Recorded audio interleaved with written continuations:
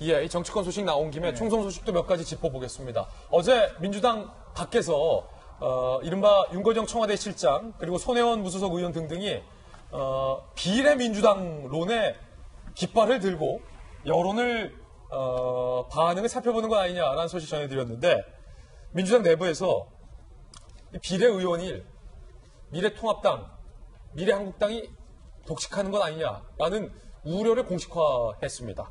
홍익표 의원과 민병두 의원의 이야기 들어보시죠. 다양한 지지자 계층 층에서 그런 필요성에 대한 문제 제기를 하고 있는 것이고 미래한국당에 대한 지지율이 상대적으로 매우 높게 나오면서 자칫 그 비례의석에서의 불균형이 21대 국회 운영에 큰 부담이 되지 않느냐 이런 우려를 갖고 있는 것은 사실입니다. 정치 전문가인 관병들끼리 싸우는데 민병대가 나설 수는 있는 거죠. 이거는 이제 일반 시민들이 나서서 민병대가 돼갖고 이건 도저히 안 되겠다. 보수 세력 같은 원내 제1당을 넘는 중은 도저히 안 되겠다. 라고 해서 비례민주당을 만들자라는 겁니다. 어제 손혜원 무소속 의원은 의병들을 일어서야 된다라고 했고 지금 민병두 의원은 민병들이 일어서야 된다라고 얘기를 하고 있는 상황인데 그런데 이해찬 대표는 과거 비례한국당에 대해서 강하게 비판을 한 바 있습니다. 들어보시죠. 국민의 투표권을 침해하고 결국 정치를 장난으로 만드는 것입니다. 미래한국당 창당은 헌법 정신과 개정선거법의 취지를 근본적으로 훼손하고 우리 정당의 국민간을 표절하는 아주 퇴행적인 정치 행위입니다. 몽리정당, 창고정당, 위장정당, 그래서 가짜정당입니다.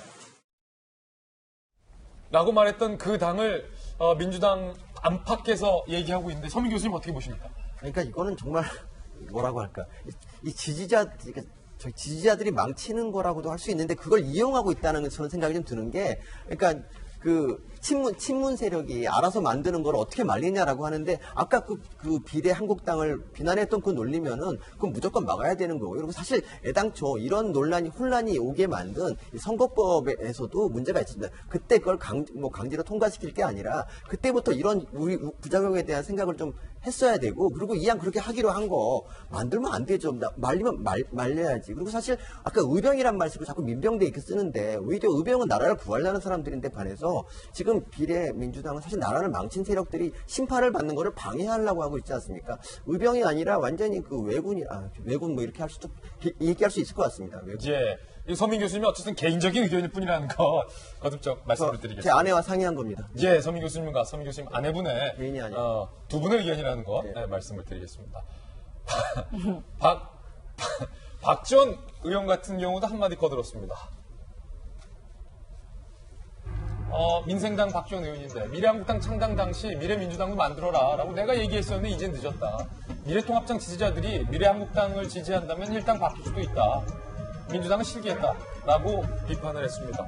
물론 이에 대해서 민주당 지도부의 기류는 이인영 원내대표를 포함해서 비례민주당은 없다라는 공식적인 의견을 유지하고 있다는 것 다시 한번 또 오해 소지가 있을까 봐 거듭 말씀드립니다. 지도부의 의견이 아니라 개인 민주당 의원 혹은 민주당 밖에 안팎에서의 일부 의견이라는 것도 지금 말씀을 드리겠습니다. 윤 선생님이 정치판 잘 아시니까 전략가니까 컨설팅계니까 예컨대 얼마 전에 한국갤럽 여론조사인데 그 결과는 저희가 아직 수치를 준비하지 못해서 정확하게 언급을 하지 마시고 그 결과를 찾아보시면 민주당 소속 의원들이 깜짝 놀랐다는 겁니다. 아니 이렇게까지 결과가 나?